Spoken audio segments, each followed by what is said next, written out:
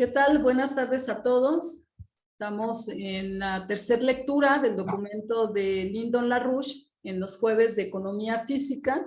El documento es Los próximos 50 años de la Tierra, en donde hemos estado subiendo las lecturas anteriores en nuestro canal de YouTube para que queden como un archivo. El día de hoy vamos a continuar con esta lectura y quedamos la vez pasada de leer el soliloquio de Hamlet, haciendo referencia a la última parte que leíamos del documento de LaRouche. Lo voy a compartir en la pantalla, aquí también lo tengo impreso. Yo recomiendo también que lo puedan tener impreso, lo hemos mandado al grupo. La gente que esté interesada en participar de estas lecturas ahí en el canal de YouTube nos puede enviar información o pedir información para que también los podamos unir al grupo de lectura y puedan tener perdón, el documento de LaRouche. Porque así como las partituras que comentábamos en el ensayo de Donna Novice-Pache, estos documentos para subrayar y hacer anotaciones se vuelve algo casi personal.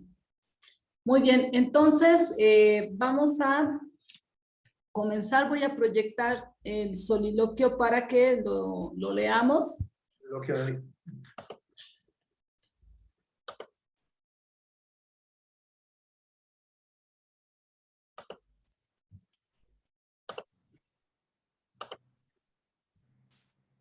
Esta es una versión que encontré, yo lo tengo aquí en el libro, pero no es útil así que aquí lo tengo en PDF, lo voy a ir bajando. Y voy a dar el contexto de por qué vamos a leer eso, si les parece, dando una revisada a lo que leímos la vez pasada, más bien antes de leer directo el soliloquio. Bien, aquí tengo el párrafo en donde menciona LaRouche el soliloquio, que es lo que quedamos de leer el día de hoy, y continuar con el subtítulo en donde nos quedamos, que se llama La paradoja crucial. Muy, muy divertido esta parte. Y siempre como LaRouche, muy subjetivo, ¿no? Bueno, dice el párrafo. Viene un poquito más arriba, así es que lo voy a regresar algo.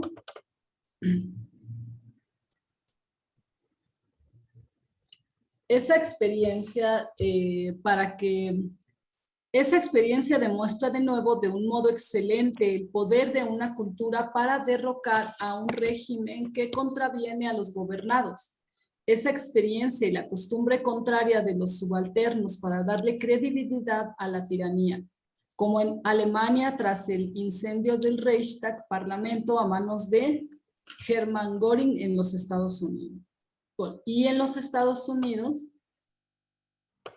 después del 11 de septiembre del 2001, es una característica de principio del dualismo crucial de la historia conocida hasta ahora.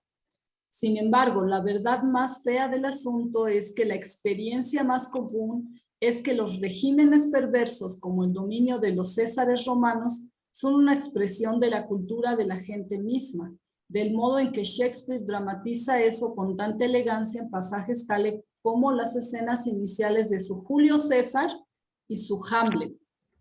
En ambos casos, dice, en ambos casos el genio perspicaz de Shakespeare exhibe ante el público la maldad de la cultura en la forma del tirano o simplemente del necio manchado de sangre, producto de esa maldad en la gente. Así como Shakespeare pone de tal manera en escena a los personajes de Julio César y Hamlet, de ese modo la propia cultura de un pueblo seguido engendra a los tiranos que vienen a gobernar. Esa fue la parte que leímos la vez pasada. Y ahora voy a compartir el soliloquio. Por favor, váyanse preparando para que lo leamos. Listo, ahí se ve, ¿verdad? Entonces, pienso que va a ser útil cada quien leerlo. Cada quien leerlo, si les parece bien, porque esto nos ayuda a tener una conexión más directa con lo que está planteando ahí Shakespeare en este soliloquio. Y que pienso que todos hemos pasado o hemos sentido lo que Hamlet en algún momento. Así que, bueno, ¿quién está que tiene la oportunidad de leer? ¿Quién dice yo para leer primero? Yo lo leo. A ver, Nelly, ¿te parece lo lees primero? Bueno. Vale, aquí yo lo voy bajando, gracias. ¿Quién va a leer? Nelly. ¿Ser o no ser?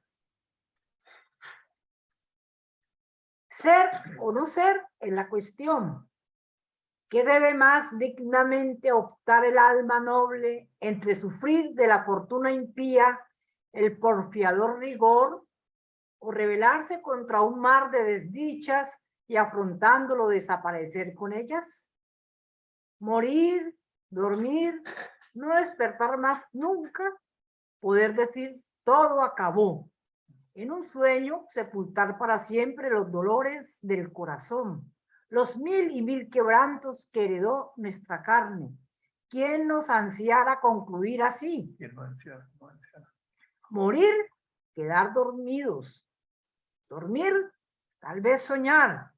Ay, allí hay algo que detiene al mejor. Cuando del mundo no percibamos ni un rumor, ¿qué sueños vendrán en ese sueño de la muerte? Eso es lo que hace el infortunio planta de larga vida. ¿Quién querría sufrir del tiempo el implacable azote, del fuerte la injusticia, del soberbio el áspero desdén, las amarguras del amor despreciado, las demoras de la ley, del empleado la insolencia, la hostilidad que los mezquinos juran al mérito pacífico, pudiendo de tanto mal librarse él mismo, alzando una punta de acero? ¿Quién querría seguir cargando en la cansada vida su fardo abrumador? Pero hay espanto, allá del otro lado de la tumba. La muerte, aquel país que todavía está por descubrirse, país de cuya lóbrega frontera ningún viajero regresó, perturba la voluntad y a todos nos decide a soportar los males que sabemos, más bien que ir a buscar los que ignoramos. Así, oh conciencia, de nosotros todos haces unos cobardes y la ardiente resolución original decae al pálido mirar del pensamiento. Más bonito. Gracias, Nelly. ¿Cómo te fuiste sintiendo de leerlo, Nelly? Es fuerte, ¿no? Como un lado por aquí, el otro lado por allá. Como en dos cosas, en una presenta una cosa y en la otra alternativa. Carolina. Sí. Ahí lo que hace el autor Shakespeare a quien lee o en este caso al actor decir, no es simplemente que lo diga, sino que incluye en su decir a los que le rodean, porque habla en plural. Entonces es importante este tipo de tramos de su escrito, porque está muy adecuado a la persona que lo está leyendo y esa persona debe de percibir que está hablando también por otros. Ok. A ver, Juan, ¿vas? ¿Voy? ¿A dónde? Te toca leer. Ajá, bueno, ¿por dónde empiezo? ¿Dormir, soñar?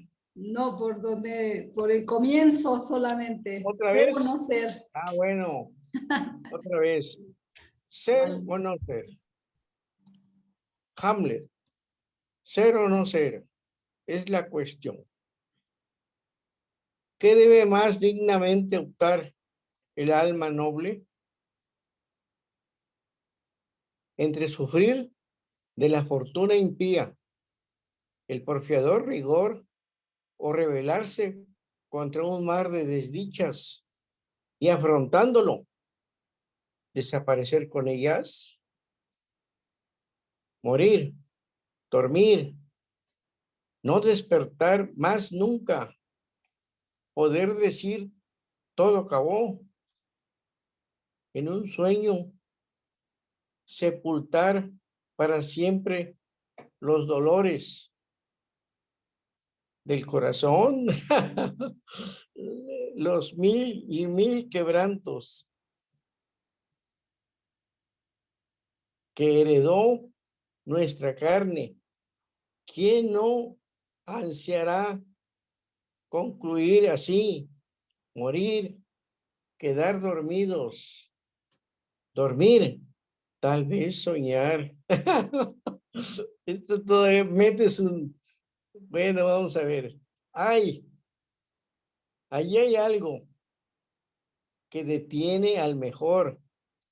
Cuando el mundo no percibamos ni un rumor, ¿qué sueños vendrán en ese sueño de la muerte?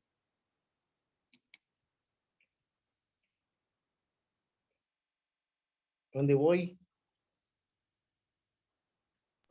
Eso Acá. es. Eso es lo que hace el infortunio. Planta de larga vida. ¿Quién querría sufrir del tiempo el implacable azote, del fuerte la injusticia, del soberbio el áspero desdén, del soberbio el áspero desdén, las amarguras del mar, del amor despreciado, las demoras de la ley, del empleado la insolencia, la hostilidad y los mezquinos juran al mérito pacífico, pudiendo de tanto mal librarse el mismo, alzando una punta de acero. ¿Quién querría seguir cargando en la cansada vida su fardo abrumador? Pero hay espanto allá del otro lado de la tumba. La muerte, aquel país que todavía está por descubrirse, país de cuya lóbrega frontera ningún viajero regresó, perturba la voluntad y a todos nos decide a soportar los males que sabemos más bien que ir a buscar lo que ignoramos. Ah, sí, conciencia. Oh, conciencia. De nosotros todos haces unos cobardes y la ardiente resolución original de que decae al pálido morir del pensamiento. Ok. Gracias, Juan. Qué interesante, Carolina. Pues volviendo a este asunto, allá cuando yo era profesor, hace 30 y tantos años, o tal vez 40, se mandaba a los alumnos a hacer memorización de obras, no sé, de Lope de Vega, de el clásico Juan y Margot, de Juan de Dios Pesa, etcétera. Pero el punto es que el que se la aprendiera, el que mejor iba a pasar a la tribuna, el que escogían, era el que hacía a la vez, ya no del mismo, sino del otro que está enfrente. Decía una de ellas, me acuerdo, impasible describe su curva. Las ratas me muerden, los perros me ladran, si nos damos cuenta así rápido en estas tres palabras, este tipo de, en este caso, lo supera Hamlet, digo, en este caso Shakespeare, porque trata un tema más importante, el tema ese de enfrentar un problema que parece que no se puede resolver, y incluso dice al último, y la conciencia nos hace cobardes. Exactamente, es el problema en el caso, vamos a decir, cuando no tiene los elementos, se me viene a la memoria, ya hace tantos años también, cuando uno presenta un trabajo de tesis y tú crees que está fácil y por lo difícil que sea, lo enfrentas.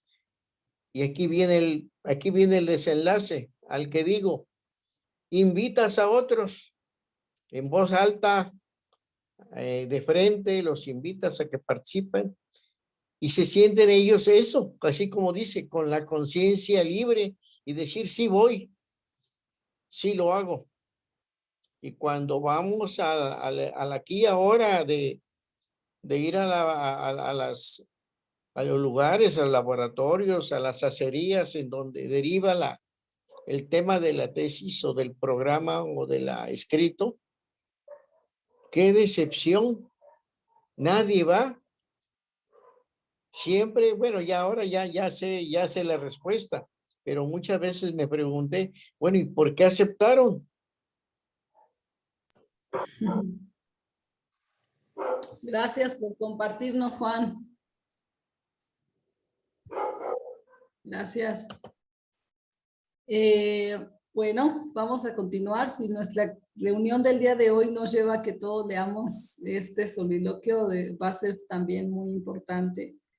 Bienvenido, Ricardo, ¿cómo estás? Muy bien, Caro, aquí escuchándolos. Bienvenido, bienvenido. Gracias. A ver, sigamos con la lectura. Humberto, ¿te parece si lees?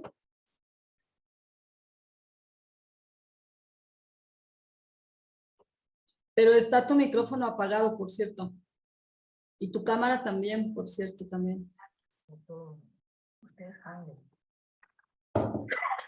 Bueno. A ver, Humberto. ¿Ser o no ser? Hanley. ¿Ser o no ser? Es la cuestión que debe más dignamente optar el alma noble entre sufrir de la fortuna impía, el porfiador rigor, o rebelarse contra un mar de desdichas y afrontándolo, desaparecer con ellas. Desaparecer con ellas. Morir, dormir, no despertar más nunca, poder decir todo acabó en un sueño, sepultar para siempre los dolores del corazón, los mil y mil quebrantos que heredó nuestra carne. ¿Quién no ansiara concluir así? Morir, quedar dormidos, dormir, tal vez soñar. Ay, allí hay algo que detiene al mejor. Cuando del mundo no percibamos ni un rumor, ¿qué sueños vendrán en ese sueño de la muerte? Eso es lo que hace el infortunio planta de larga vida. ¿Quién querría sufrir del tiempo el implacable azote del fuerte y la injusticia, del soberbio y el áspero desdén, las amarguras del amor despreciado, las demoras de la ley, del empleado, la indolencia, la hostilidad que los mezquinos juran al mérito pacífico, pudiendo de tanto mal librarse el mismo, alzando una punta de acero? ¿Quién querría seguir cargando en la cansada vida su fardo abrumador? Pero hay espanto allá del otro lado de la tumba, la muerte, que el país que todavía está por descubrirse, país de cuya lóbrega frontera ningún viajero regresó, perturba la voluntad y a todos nos decide a soportar los males que sabemos, más bien que ir a buscar lo que ignoramos. Así, oh conciencia, de nosotros todos haces unos cobardes y la ardiente resolución original decae al pálido mirar del pensamiento. ¿Cómo te sentiste de leerlo, Humberto? Pues bien, bien confrontado, la autoconciencia. Gracias, gracias por compartir. Bueno, sigámosle. A ver, Mauricio, ¿estás ahí? Sí, sí, sí. ¿Quieres leerlo tú? Ok. A ver si lo puedo hacer un poquito más grande. Sí. Ah, no, fue demasiado grande. Perdón. ¿Ahí lo ves bien? Está muy chiquito. Un poquito más grande. A ver, es que no lo pude como conseguir así en PDF, sino solo en esta versión.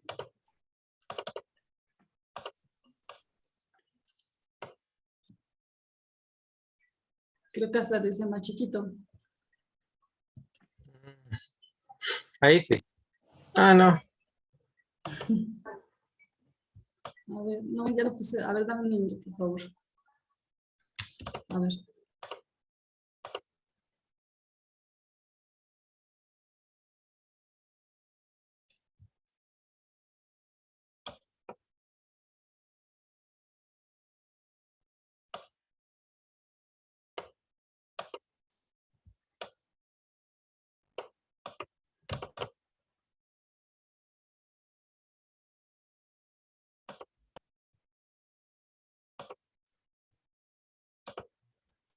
Es que no estoy pudiendo hacerlo más grande. Mira, de ahí lo tengo y se hizo más pequeño que como estaba.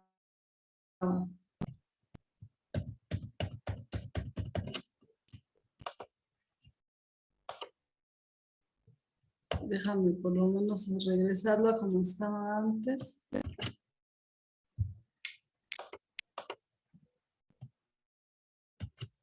Que no sé qué le pasó.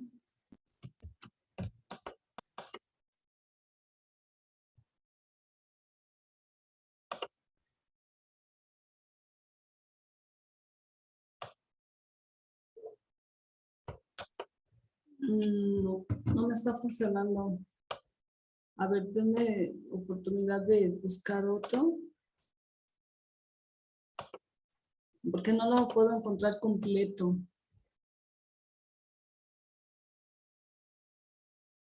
A ver.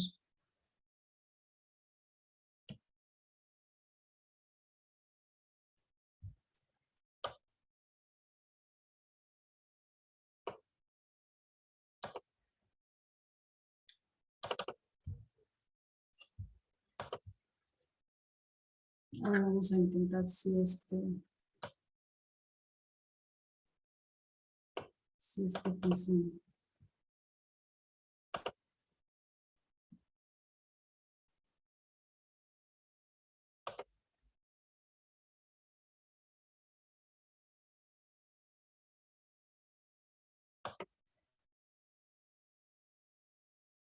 Está igual pequeño, ¿verdad? Se ve muy chiquito, ¿verdad?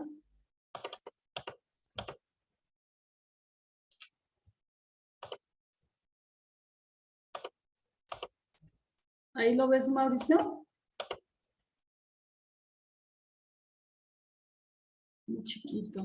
No, no lo alcanzo a leer bien.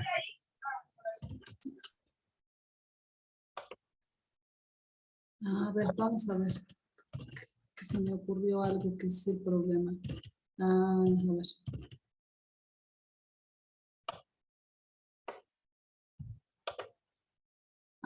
Ya vi qué pasó. Si yo lo hago más grande, se hace más grande como la plataforma y la hoja queda pequeña. Si lo hago más pequeño, la plataforma queda pequeña y la hoja queda grande. Ok.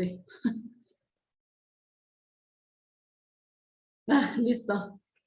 Ahí sí lo ves, ¿verdad? Sí, ahí sí. Listo. Ah, ahí sí. Listo. Perdón.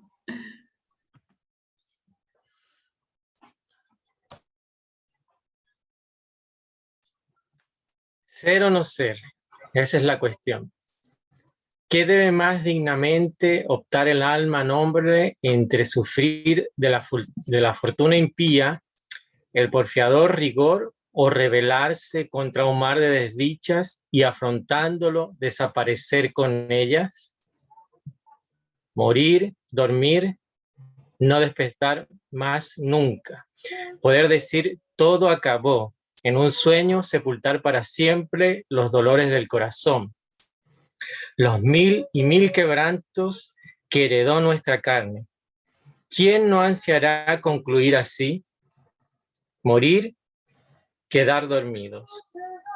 Dormir, tal vez soñar. Ay, allí hay algo que detiene al mejor, cuando del mundo no percibimos ni un rumor. ¿Qué sueños vendrán de ese sueño de la muerte? ¿Es eso? ¿Eso es lo que hace el infortunio, planta de larga vida? ¿Quién querría sufrir del tiempo el implacable azote del fuerte, la injusticia del soberbio, del fuerte, la injusticia, del soberbio, el aspecto desdén, las amarguras del amor despreciado, las demoras de la ley, del empleado la insolencia, la hostilidad que los mezquinos juran al mérito pacífico, pudiendo de tanto mal librarse el mismo, alzando una punta de acero? ¿Quién querría seguir cargando en la cansada vida su fardo abrumador? Pero hay espanto allá del otro lado de la tumba. La muerte, aquel país que todavía está por descubrirse, país de cuya lóbrega frontera ningún viajero regresó, perturba la voluntad y a todos nos desdice a soportar, y a todos nos decide a soportar los males que sabemos más bien que ir a buscar lo que ignoramos. Así, oh conciencia, de nosotros todos haces unos cobardes, y la ardiente resolución original decae al pálido mirar del pensamiento. Gracias, Mauricio. ¿Cómo lo viste? Pues no sé, como que me parece que era un llorón Hamlet. Ay, no. ¿En serio pero nunca te ha pasado eso? Sí, creo que todos pasamos por esa etapa, es como la etapa llorona. Ok. Sí, porque Gracias. mientras lo iba leyendo me sentía como ajeno, ¿no? Como decía, qué llorón, pero ¿por qué se queja tanto? Ok, qué curioso. Ok, Mauricio, gracias. Gracias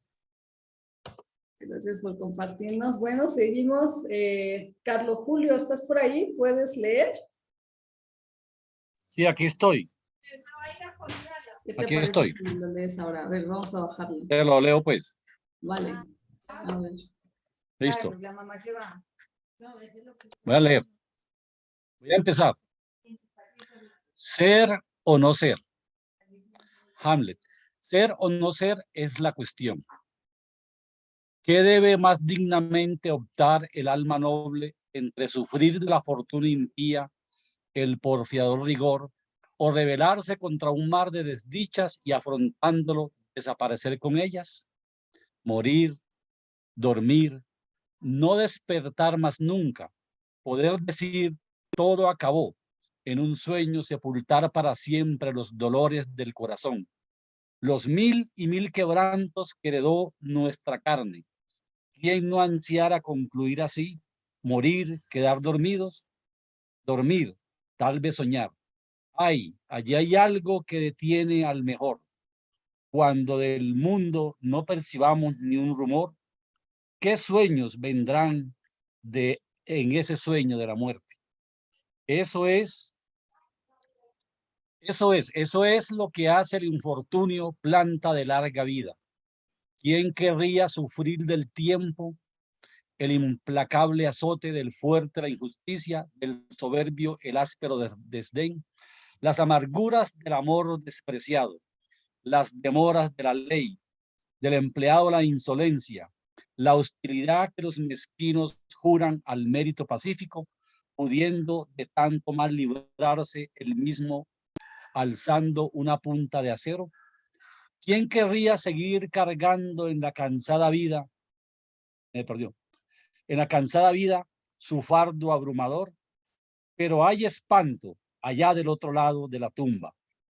La muerte, aquel país que todavía está por descubrirse, país de cuya lóbrega frontera ningún viajero regresó, perturba la voluntad y a todos nos decide a soportar los males que sabemos, más bien que ir a buscar lo que ignoramos. Así, oh conciencia de nosotros todos.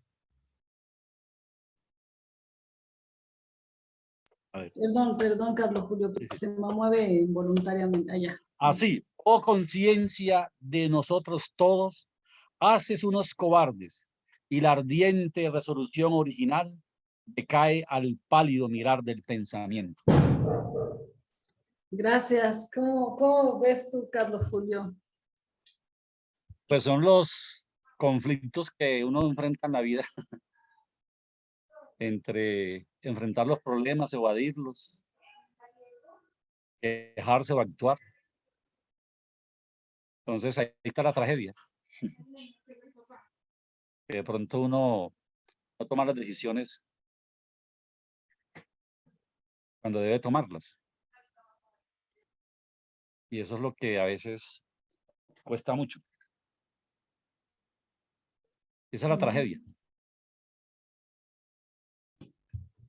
Gracias, Carlos Julio. Bueno, es interesante, ¿no? Que ahí no hay ninguna tragedia, ¿no? Sí.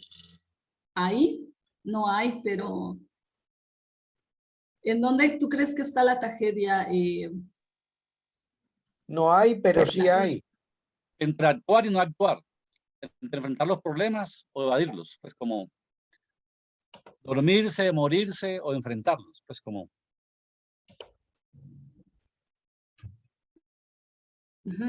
Pero que este poema, bueno, yo siento que plantea todas las posibilidades, ¿no? Sí. Pero que uno decide. Sí. Se me hace así como Leibniz, ¿no? Como cuando plantea en la Teodicea el mejor de los mundos posibles, Sí. ¿no? De todas las posibilidades, ese es el mejor. Digo, se me hace muy interesante este concepto de tragedia, como lo dices, ¿no? ¿En dónde está la tragedia? Gracias, Carlos Julio. Listo. Pero vamos a seguir leyendo. Ricardo, ¿cómo estás? ¿Estás en posibilidad de leerlo? ¿Puedes? ¿Quieres? No lo alcanzo a ver bien, Caro. Ah, bueno, sí, es que está un poco chiquito, pero lo estás en... Sí, sí es que como lo estoy viendo también en el teléfono se me hace muy, o sea, también no me ayuda mucho. Sí, vamos a mandar en PDF el poema al grupo. Elide, ¿cómo estás? Gracias, Ricardo. Elide, ¿estás en posibilidad de leerlo? Sí.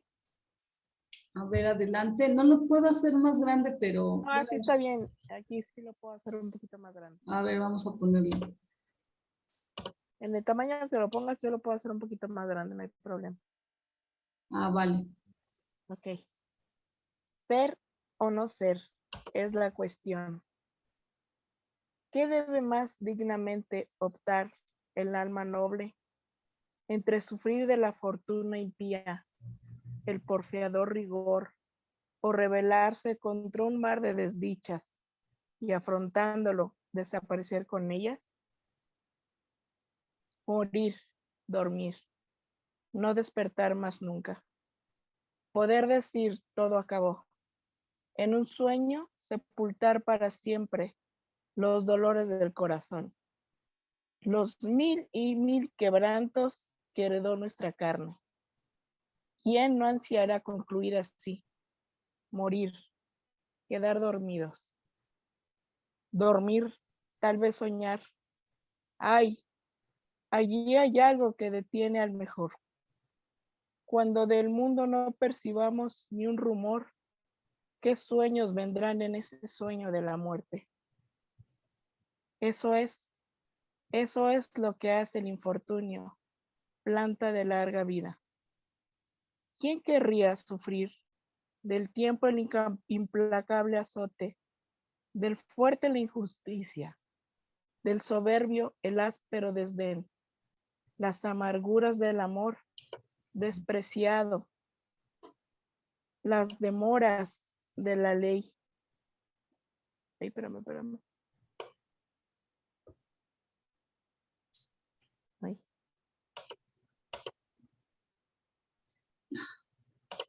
Perdón, Ay, Elide, te lo moví. A ver, es que se mueve sin que lo... Ya. A ver ahí. Ya. Las demoras. ¡Ay! Perdón. Es No que te preocupes. se mueve. Dame un minuto. Sí. Ya corté Ahí la está, ¿no? inspiración. No te preocupes.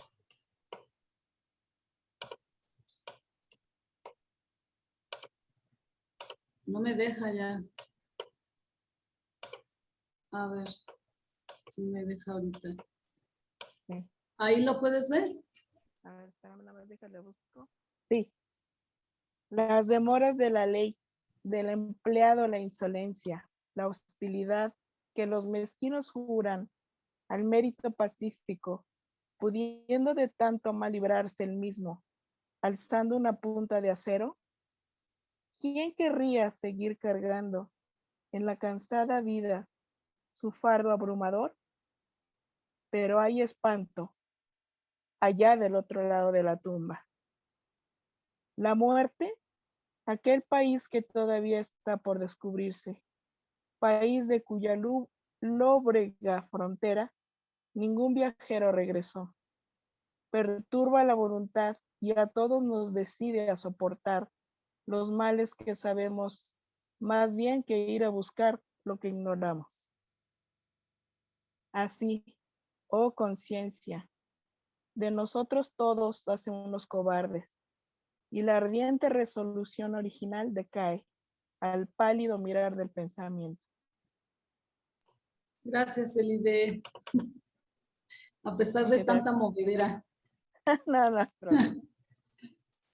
Ahora yo lo... ¿Qué nos falta? ¿Quién? Nadie, ¿verdad?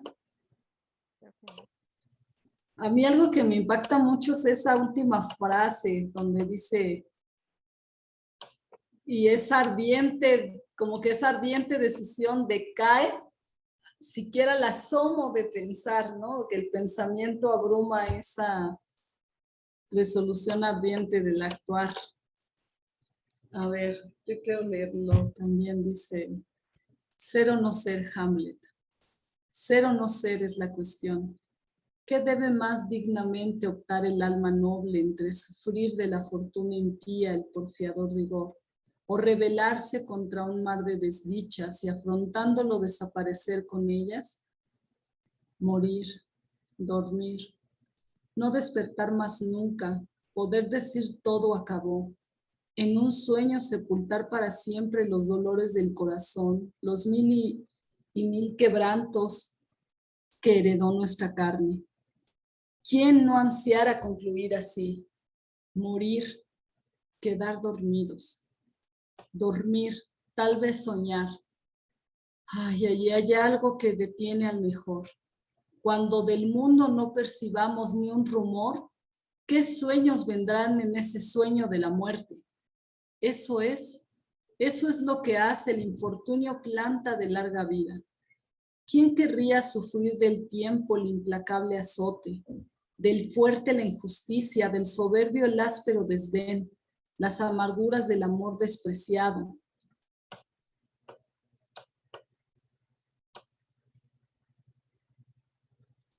Las demoras de la ley, del empleado la insolencia, la hostilidad que los mezquinos juran al mérito pacífico, pudiendo de tanto mal librarse él mismo, alzando una punta de acero. ¿Quién querría seguir cargando en la cansada vida su fardo abrumador? Pero hay espanto allá del otro lado de la tumba, la muerte. Aquel país que todavía está por descubrirse, país de cuya lóbrega frontera ningún viajero regresó, perturba la voluntad y a todos nos decide a soportar los males que sabemos más bien que ir a buscar lo que ignoramos. Así, oh conciencia de nosotros todos haces unos cobardes, y la ardiente resolución original decae, ya no veo, al pálido mirar del pensamiento. Esta es la frase que más como que me da escalofrío así. La ardiente resolución original decae al pálido mirar del pensamiento. Ok, pues muchas gracias. La verdad es que sí sería bueno poder tener esa oportunidad de ir desglosando cada parrafito, qué dice, y más deshebrarlo para poder entenderlo mejor. Porque cada uno nos da una idea, ¿no? Entonces, bueno, qué bueno que podemos hacerlo. Y bueno, ahora sí, con esta introducción vamos a entrarle a leer directamente a Lynn. Voy a compartir el documento de los próximos 50 años de la Tierra. Como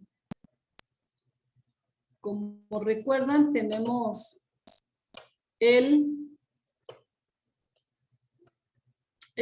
subtítulo donde nos quedamos, que es la paradoja crucial. Este sí lo puedo hacer más grande sin problema, o no tan problema. Bien, entonces, si les parece, comenzamos. ¿Quién dice yo para leer?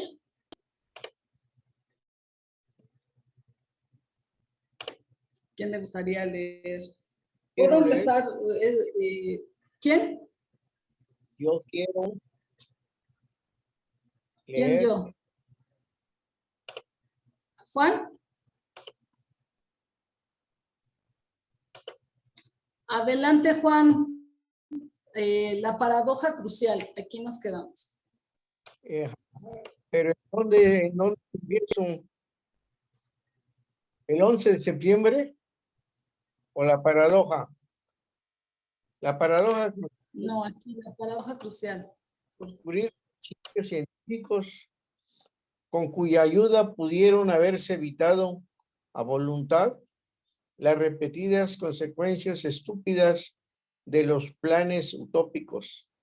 Tengo que recalcar de nuevo que el problema a superar es el usual capricho, a veces fatal, de que los principios de una utopía deseada son los que supuestamente ya están a mano, principios expresados como por una efusión de profundo ardor, tal como el de una tradición.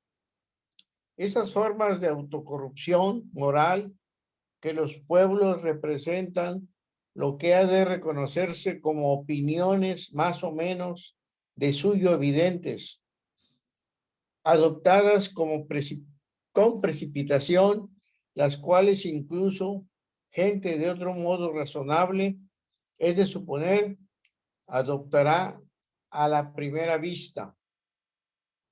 El gran error, con frecuencia fatal, radica en desatender la realidad de lo que las soluciones deseadas solo existen, como en el caso de la ciencia física, en el descubrimiento de nuevos principios que de forma correcta, pero también a menudo abrasiva. Caray, ya se me borró. Trastornan la mayor parte de todo lo que la opinión generalmente aceptada al presente puedan tender a acordar en creer. Por desgracia, por lo general, se ha hecho el supuesto equivocado de que la crisis previa resultó de contravenir algún conjunto tradicional de valores, cuando de hecho fue causada por no comprender una necesaria violación de dicho conjunto de valores, como en el caso de la Revolución Americana Leibniziana de Benjamin Franklin, al igual que la forma en que Federico Schiller trata el caso de la vida real de Wallenstein ilustre este principio. La creencia falsa es, por consiguiente, que la solución existe en los confines de ese conjunto de supuestos que generaron la crisis. Así, los legendarios Livings expresan su tradición atroz, marchando periódicamente desde el filo del acantilado hacia las rocas a la orilla del mar que hay ahí abajo. El talento de salvavidas calificado no consiste en seducir a la dama, sino en salvar su vida. Sea que a ella le guste su personalidad o no, tal es naturaleza del liderato. ¿Del qué? Adelante.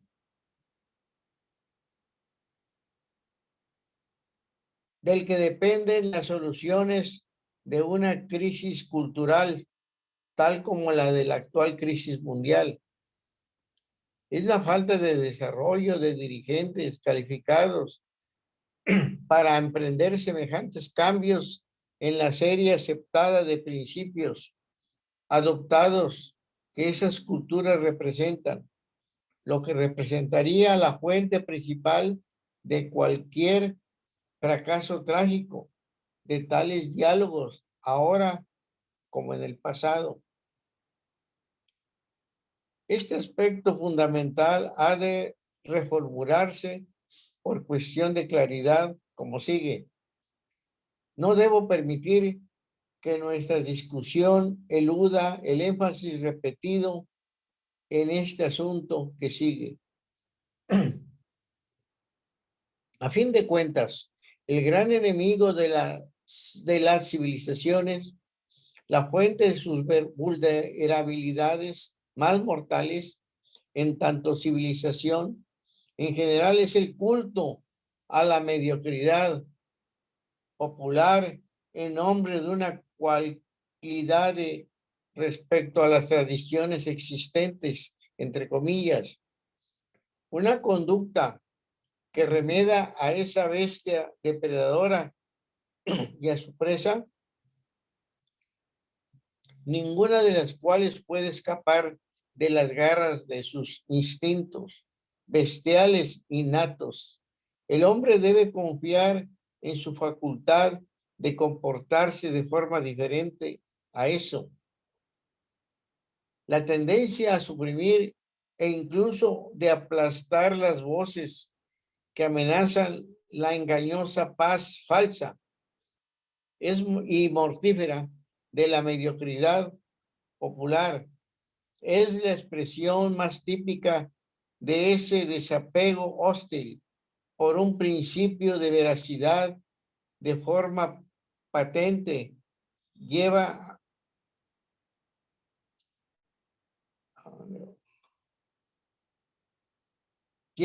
a culturas otrora grandiosas a su perdición autoinfligida. De modo que la cultura antivoluntarista, entre comillas, imperante es la sociedad soviética. El factor económico más pertinente de los que contribuyeron a lo que debe distinguirse como los aspectos autoinfligidos de la caída de la Unión Soviética, así fue el hecho de que el impulso intensamente voluntarista de la ciencia militar soviética perdió su batalla contra la tradición de George Plejánov.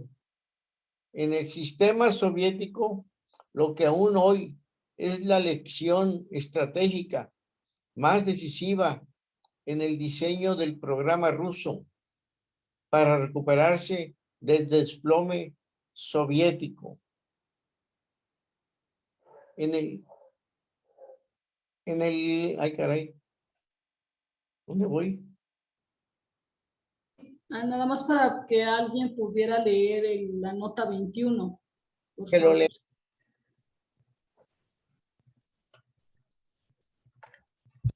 Yo la leo si quieren. Ok. Este fue el fundamento de la advertencia profética que le hice en febrero de 1983 al representante soviético en las pláticas extraoficiales de 1982-1983, que realicé en aras del presidente Reagan de los Estados Unidos. El asunto era mi esbozo para el gobierno soviético de la propuesta que le había recomendado adoptar al presidente Reagan, exactamente la propuesta que el propio presidente anunciaría públicamente unas semanas más tarde, el 23 de marzo de 1983. Yo le planteé, al asumir el contraste entre ese programa y la doctrina alternativa del gobierno soviético, que si el gobierno soviético rechaza la oferta de hacerla mi presidente, la economía soviética caería en unos 5 años. El 23 de marzo de 1983, el presidente Reagan anunció esa oferta en público, pero el secretario general soviético, Andropov, que estaba fuera de sí, la rechazó. Y el sistema soviético comenzó a desintegrarse de manera visible unos 6 años después. Fue mi entendimiento de las consecuencias económicamente suicidas del antivoluntarismo soviético en los aspectos no militares de su economía, lo que me permitió desarrollar dicho entendimiento profético de la historia de Rusia actual, que fue reivindicado de un modo único.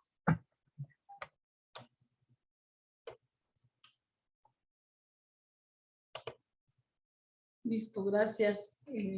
¿Alguien más? Si quieres, Juan, para que alguien te releve. ¿Alguien más quiere leer?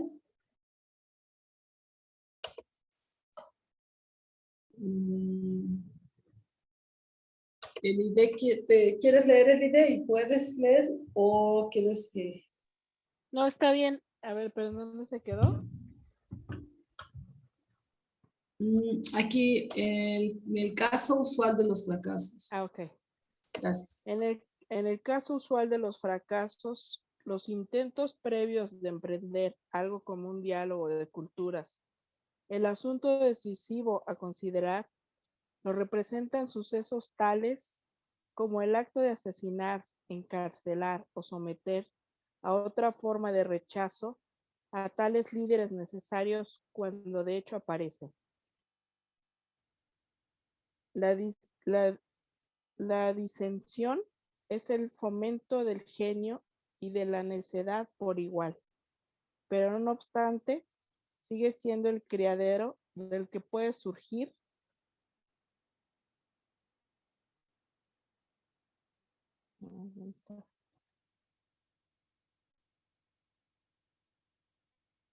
ahí donde está azulito, ¿verdad?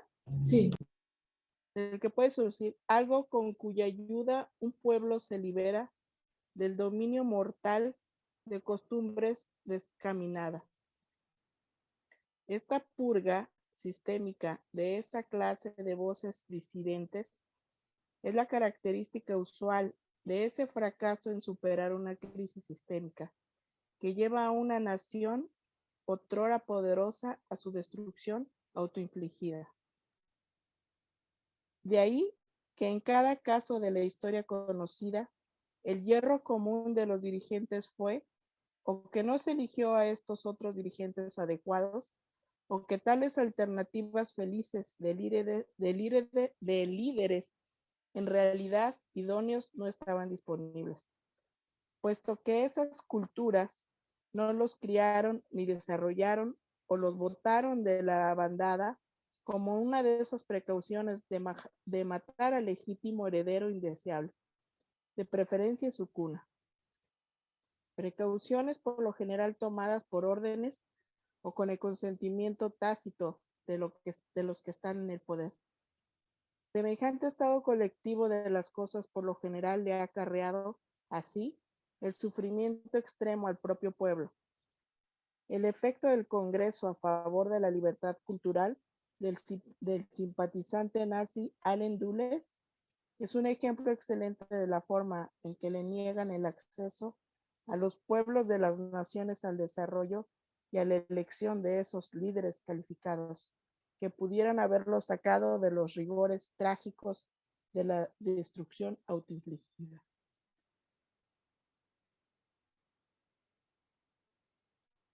Tenemos ahí la nota 22. ¿Quieres leerla tú, Mauricio? ¿Ya? Sí. Vale. Ok. Aquí, pronazi no es una exageración. Los hermanos Dulles fueron parte integral del aparato oligárquico financiero internacional que creó los desarrollos fascistas del poderío del periodo posterior a Versalles y fueron parte explícita de la facción internacional que llevó a Hitler al poder en 1933. Por motivos diversos, la decisión de Hitler de mediados de 1930 de arremeter primero contra Occidente fue la causa principal que llevó a la decisión de Gran Bretaña y Francia de meter a los Estados Unidos de América en la partida. En esas circunstancias, muchos de los Estados Unidos de América y Gran Bretaña, que antes habían sido partidarios de Hitler, se pasaron al lado opuesto de forma temporal. Sin embargo, en medio del proceso de derrotar a Hitler, algunos elementos como Allen Dulles echaron toda la carne al asador para meter a elementos clave del aparato nazi en lo que se devino en el sistema de la OTAN y en el potencial de golpes de Estado y asesinatos como los que están asociados con la historia del régimen de Pinochet en Chile y la Operación Cóndor, relacionada de asesinatos en masa, que fue desplegada a América Central y del Sur. El Congreso a favor de la libertad cultural fue parte integral de esa renazificación encubierta. Gracias. Aquí nada más una pausa. Bueno, si quieren ir comentando algo, recuerden que si hay alguna duda, comentario, por supuesto no sabemos todo, pero vamos anotando lo que vamos a buscar. Algo que ha estado pendiente es conseguir el folleto. No está en español, por lo menos yo no lo sé. Podemos preguntar mañana a Isabel y a Denis el folleto de los hijos de Satán. Pero va a ser una de las cosas que me gustaría abordar mañana en la reunión con Denis sobre este tema de ese folleto. Fue un folleto muy importante, de hecho está el volumen, hasta el volumen 3 y pues eso es una de las preguntas para mañana, porque prácticamente este documento de la RUSH, si nos hemos dado cuenta, mucho del corazón es el Congreso a favor de la libertad cultural y los hijos de Satán, ¿no? Cómo van creando toda esta cultura como una operación y como un encubrimiento del renacimiento de los grupos fascistas, ¿no? De los grupos nazis. Entonces, bueno, para no decir algo e inventar algo, que no lo sé, mañana preguntemos esta parte por si quieren y pueden estar para abordar este tema que me parece muy, muy importante y dejar pendiente ahí todo, qué vamos a hacer para tener el folleto de los hijos de Satán. Hay como dos dentro de la Roche-Puc, pero es algo muy, muy breve. Adelante, Elide. Tengo una pregunta. Bueno, Lynn menciona mucho acerca de, no dice específicamente socialismo o comunismo, pero yo quisiera saber qué diferencia, o más bien, para mí, para mi punto de vista, socialismo y comunismo es lo mismo, pero ¿habría alguna diferencia?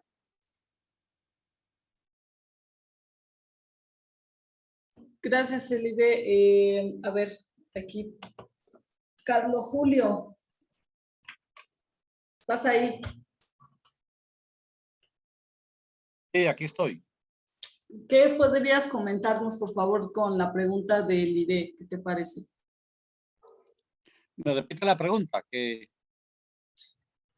Sí, sobre si el socialismo y el comunismo es lo mismo o hay alguna diferencia. pues, en la teoría marxista, el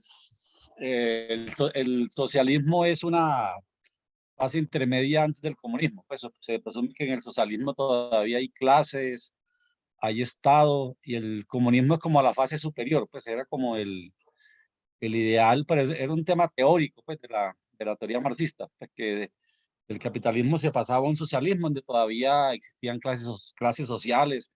Por eso se llamaba la dictadura del proletariado, pues que el proletariado tenía una dictadura sobre la burguesía. Y supuestamente ya en el comunismo pues, desaparecían como las clases sociales, es un poquito como la ideología pues, marxista, pues, hablaba como de esas dos fases. Entonces el socialismo pues era una fase previa de camino al comunismo, por lo menos en la ideología marxista. Ok, gracias, Carlos Julio. ¿Alguien más quiere comentar? Yo Juan, adelante.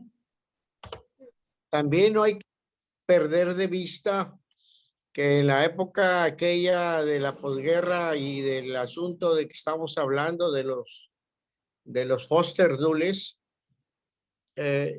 curiosamente se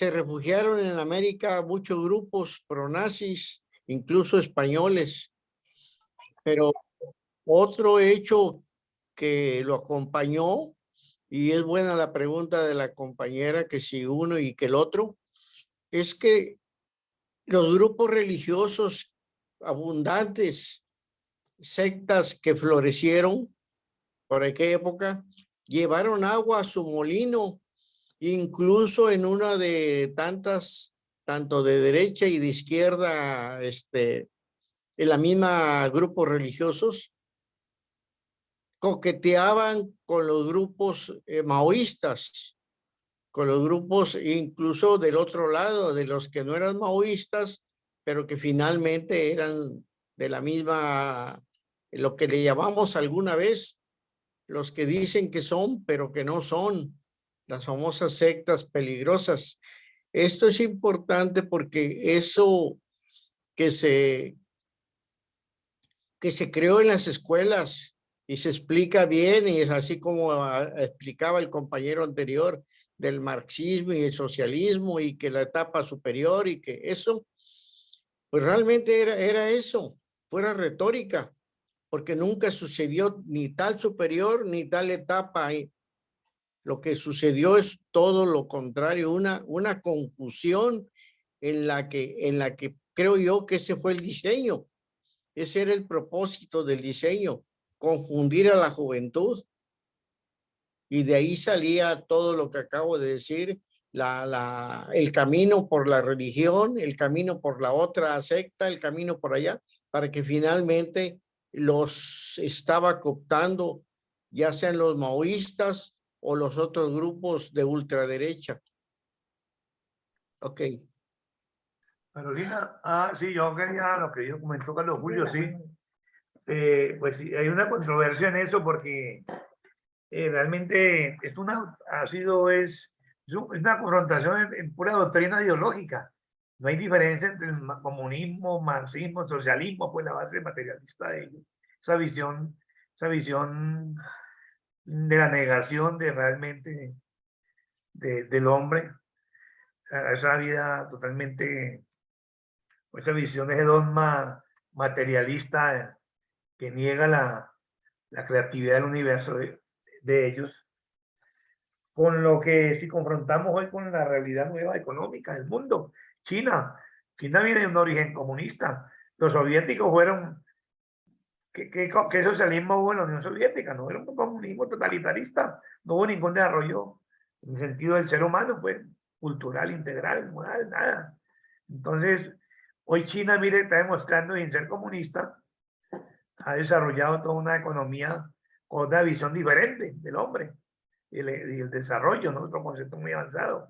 Porque si uno ve nunca los comunistas, los soviéticos, marxistas, han defendido el desarrollo, y está Cuba y todo, vean, el atraso y toda la economía, pues, a pesar de la guerra económica, ¿no?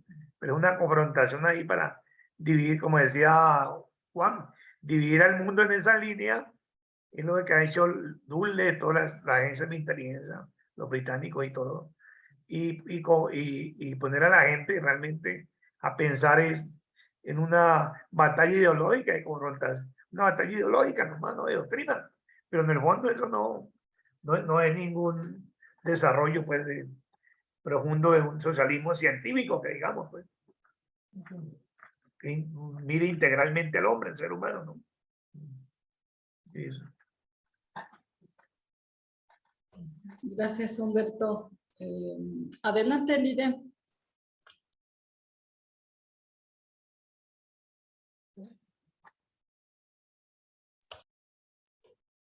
¿Quieres? Sí, bueno, adelante. sí, Ya te perdón. escuché. Sí, lo que pasa es que, bueno, yo creo que, bueno, Lyndon LaRouche siempre mencionó acerca de que el proyecto nazi, ¿no? Hablando del proyecto nazi.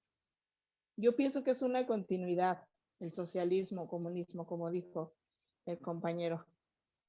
A final de cuentas, yo pienso que la idea es la misma, nada más con otro nombre, ¿no? Pero no están a favor de realmente del desarrollo del ser humano, y mucho menos de lo que decía LaRouche, que era el pensamiento creativo del ser humano. Entonces, por eso es que era mi pregunta, porque yo pienso que a final de cuentas es nazismo, porque él decía, ¿no? Que era nazismo con cara democrática, pero a final de cuentas se les ha dado otros nombres. Pero si vamos a lo que produce, pues, como decía, ¿no? Cuba pues está al borde de la muerte, como África, igual tal vez. Entonces yo pienso que pues si es lo mismo, por eso quería hacer la pregunta, porque a mi parecer es lo mismo, pero nada más con diferentes nombres. Eso era porque hice la pregunta y pues quería saber qué pensaban acerca de eso. Es que incluso el partido nazi de Hitler era el Partido Nacional Socialista, pues, ese era el nombre del partido, Nacional Socialismo.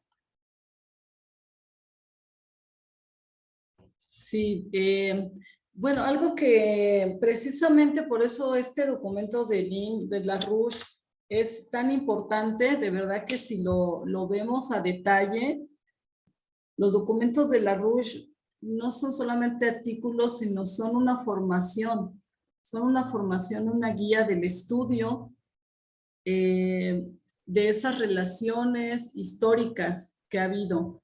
En este documento, algo que es muy importante tener claro es que LaRouche plantea que esa enfermedad, ese talón de Aquiles, esa infección que ha tenido el proceso de nuestra civilización para poder tener una civilización exitosa, naciones soberanas, repúblicas que se desarrollen, ha sido este concepto, el concepto de la tradición, el concepto de los mecanismos económicos, llámese liberalismo, llámese economía liberal, socialismo, comunismo, etcétera. El punto es ubicar, de lo que hemos leído, donde LaRouche plantea, a ver si ahorita puedo encontrar específicamente donde lo va mencionando, pero dice, el punto de esto es ubicar esos errores ontológicos de la tradición, de lo que se ve al hacer este diálogo o al intentar hacer este diálogo de culturas. Nos sentamos en la mesa y entonces cada quien presenta, yo soy esto, yo soy esto, estas son mis tradiciones.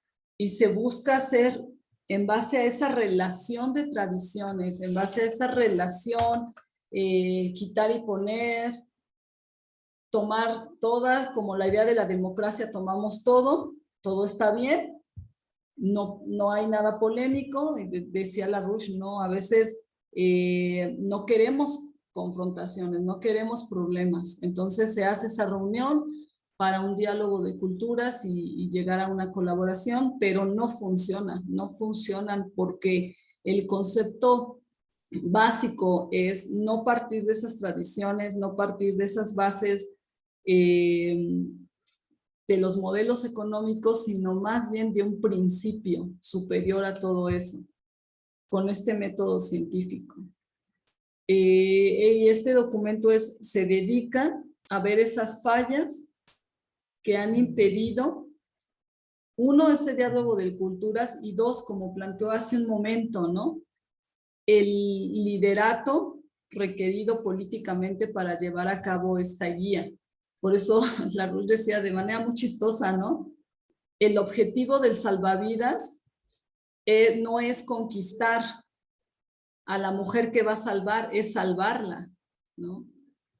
Aunque a ella no le parezca tanto la personalidad del salvavidas. El objetivo es que la salve, el objetivo no es que cotorree con ella, ¿no? Que se la ligue.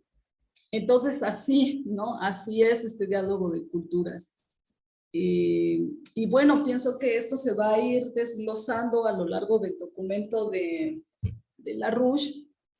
Y también quisiera que pusiéramos una atención o un particular atención en cómo LaRouche plantea las ideas. No es académico de ninguna manera, él es muy subjetivo, todo el tiempo está como estas obras de Shakespeare, ¿no? Que tú lo estás leyendo, pero ya de repente metió algo subjetivo en el que dice, porque verdad que no nos gusta meternos en problemas, porque verdad que la ideología ha sido de tú, ten tus ideas, yo tengo las mías, no entremos en controversia, mejor.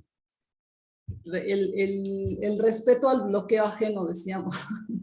Decíamos de broma hace mucho en el movimiento de jóvenes.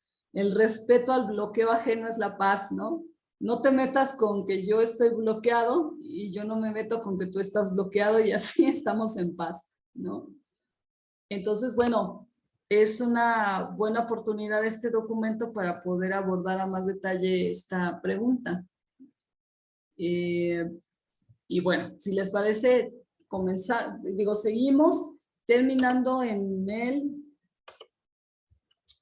a ver, estos otros dos párrafos, porque hoy también vamos a tener otra reunión para coordinar lo de la conferencia, pero nuestra lectura no se cancela, todo para continuar. Vamos aquí, si les parece, para continuar leyendo aquí en esta parte en contraste.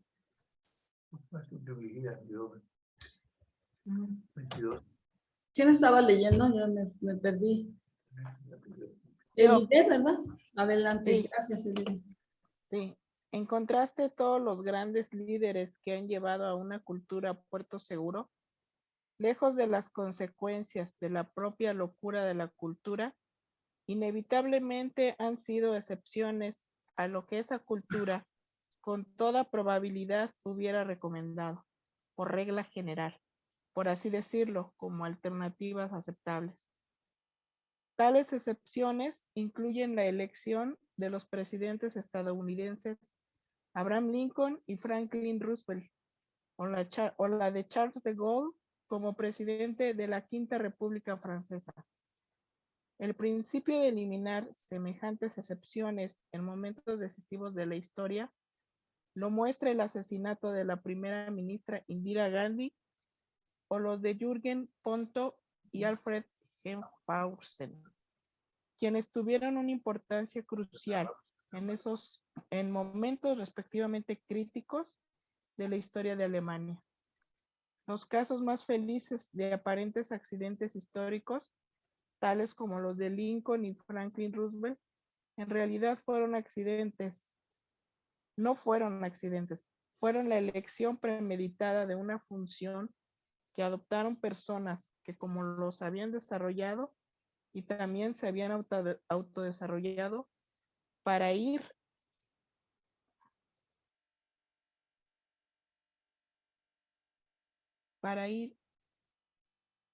en contra de la corriente de los hábitos aceptados de la cultura dominante, pudieron, en las condiciones especiales de oportunidad que a menudo presenta una crisis, conducir hacia un resultado que probó ser una excepción a las predilecciones de otro modo fatídicamente infelices de su cultura en momentos de decisiones críticas.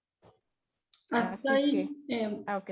hasta ahí, Elide, gracias. A ver, permítame nada más un momento para poner el señalamiento de que hasta aquí vamos a quedarnos el día de hoy.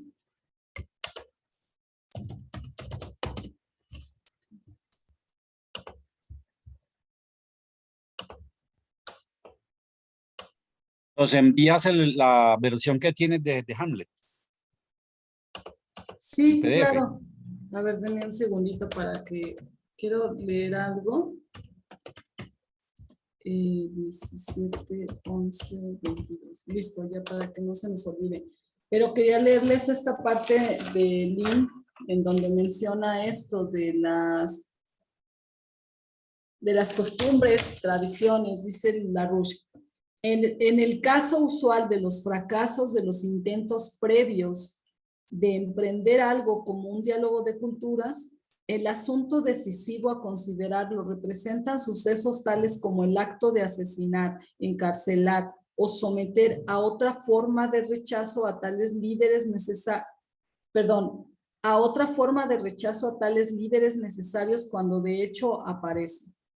La disensión es el fermento del genio y de la necedad por igual, pero no obstante sigue siendo el criadero del que pueden surgir algo con cuya ayuda un pueblo se libere del dominio mortal de costumbres desencaminadas. Esa disensión, ese no estar de acuerdo, ¿no? Ese, pues lo que era LaRouche, ¿no? No estar de acuerdo con ese sistema económico y tenerlo muy claro, ¿no?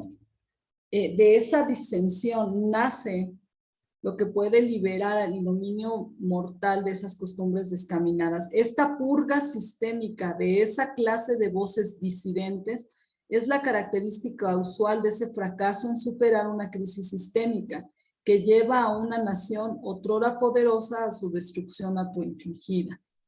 De ahí que en cada caso de la historia conocida, el hierro común de los dirigentes fue o que no se eligió a esos otros dirigentes adecuados o que tales alternativas felices de líderes en realidad idóneos no estaban disponibles, puesto que esas culturas no los criaron ni desarrollaron, no los criaron, no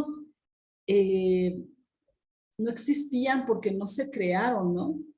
O se formaron, ni desarrollaron o los botaron de la bandada como una de esas precauciones de matar al legítimo heredero indeseable de preferencia en su cuna. Precauciones por lo general tomadas por órdenes o con el consentimiento tácito de los que están en el poder. Entonces, esta parte para mí es importante porque en la lectura anterior lo que ubicamos son los obstáculos para ese diálogo de culturas y ubicamos dos, si recuerdan, y lo podemos revisar en la segunda lectura. El primer obstáculo era este concepto de ley natural versus el concepto de tradiciones, de costumbres, y que se hace un engaño perpetrado, dice LaRouche, de una confrontación, una contraposición de la religión y la ciencia. Ese es el primer obstáculo para que no exista más bien, o no se lleve a cabo de forma exitosa un diálogo de culturas. Y de ahí vimos el segundo punto, ¿no? Que llevaba a este concepto de liderato. Que la tragedia, decía Lynn, en el segundo obstáculo es que la propia gente, nosotros, la población, vamos eligiendo ese liderato. Esa es la tragedia, que el liderato no llega y solamente se impone, sino que sí hay una elección de la sociedad en base a ese estado cultural, intelectual, moral, etcétera, emocional.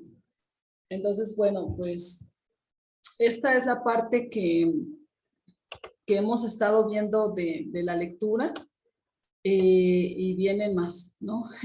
Sigamos con nuestra lectura los jueves, que más vamos a ir deshebrando este concepto de LaRouche, de cuál realmente ha sido el corazón de esa falla del diálogo de culturas. Y que si de verdad lo revisamos, vamos a encontrar los elementos de por qué se plantea como Huntington el choque de civilizaciones. Este documento es la base para entender por qué es un error o una falla plantear un choque de civilizaciones. Y bueno, es lo que quería comentarles, y pues creo que por el día de hoy terminamos nuestra lectura. Vamos a tener otra reunión, pero están todos invitados a las siguientes lecturas, y esta lectura el día de hoy que se grabó, vamos a subirla el día de mañana por la tarde para que puedan revisar si hubo alguna duda, etcétera, y también las lecturas pasadas. ¿Cómo ven? Buenas noches y nos vemos mañana. Gracias, y nos vemos mañana efectivamente en la reunión por el informe estratégico de Iberoamérica con Denis. Y los que puedan, pues el sábado en nuestra reunión de canto del Dona Nobis Pacem. Seguimos en contacto. Gracias a todos y buenas noches.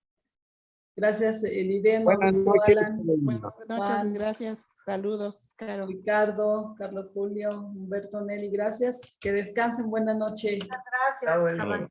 Igualmente, buenas Juan, noches Julio, a Juan. todos. Mauricio.